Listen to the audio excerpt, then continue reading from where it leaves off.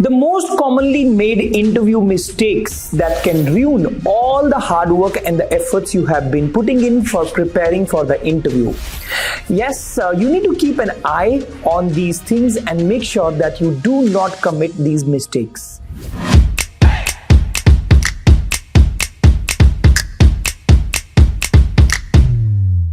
I'm going to talk about such 10 mistakes which I see people generally committing when they come and see us in the interviews. The number first is that they go unprepared. Even though you know that you need to prepare for the interview, even you know that there is a job description, even though you know that this requires a good handshake, a good body language, the good posture, everything, verbal and non-verbal preparation is being required. If you're not doing that, you're committing the big mistake. That's number one. Number two, you're not switching off your phone. That's a silly mistake. You're carrying your phone and the phone rings in the interview and the interviewer feels very bad and kind of the track is being lost.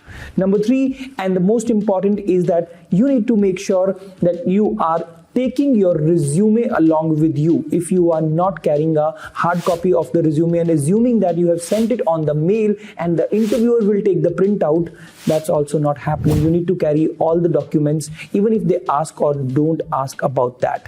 Number four, you also need to make sure that it is not about you only. You need to talk about the company, you need to talk about the previous employer, you need to talk about the values you bring on the table and the problems you can solve for the company. It is not only about you, it is about what is in it for them. That you need to make sure. That's number four. Number fifth, and the most important one, is that you cannot afford to badmouth about your past employer. If you are talking negative things about your boss, about the company, about the previous culture, that might reflect that you are a negative person and a negative personality. Even though whatever has happened in the past, bygones are bygones. Now you need to focus on the current and the future situation. Hence, you cannot badmouth about your previous employer. Number six is that bringing up the salary and the benefits you desire first up. The interviewer has just asked a couple of questions and then it is all going down to the salary and the benefits, and that's kind of a fatal thing which you can kill yourself in the interview first up itself if you are talking about too much about salary and the benefits at the beginning itself. So please avoid that. That's number six. Number seven is that you are not asking and not preparing yourself well for the salary questions. When it comes to negotiation, we have seen that most of the people after clearing the interviews are not even able to negotiate a 2x salary. Why they're not able to do that? Because they're not prepared to ask the salary questions. What kind of a range you're gonna ask for? What kind of a range they have? Are you asking for the top bracket, or you kind of somewhere unprepared asking for the bottom bracket? That's not something which is there. You need to prepare for the salary questions very, very well.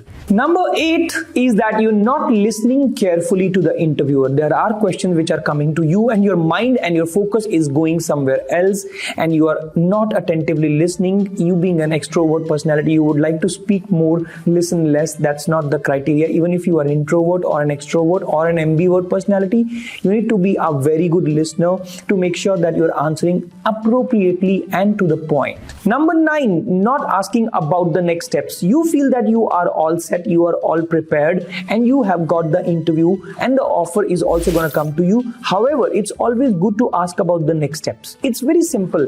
Asking the interview, what could be the next step after the interview is being finished. That will help you carve and think about the future prospects and how are you going to take up.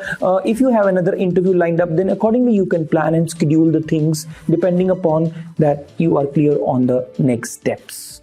Number 10th, last but not the least, following up too aggressively with the interviewer. You cannot do that at the end or maybe in between also. You need to be assertive, you need to be appropriate, you need to be calm and composed in the interview. So maybe a smile on the face is always very much required, but you cannot get aggressive while following up at the end of the interview. Even if you go back, you call the interviewer, you call the recruiter, and you get aggressive. Why are you not giving me the answer? I'm looking for the answer to the interview. I have something else also to be lined up. So you cannot be. Might be you are not the right fit at this time. You might get the opportunity sometime later. That could be the case. So these are the 10 major mistakes, commonly made mistakes, which can ruin your interview and can bring you back to square if you are not doing these things properly, carefully. Look forward to hearing your thoughts, and do not forget to complete the exercises which we are giving you every now and then. Make sure you are doing it and completely. Look forward.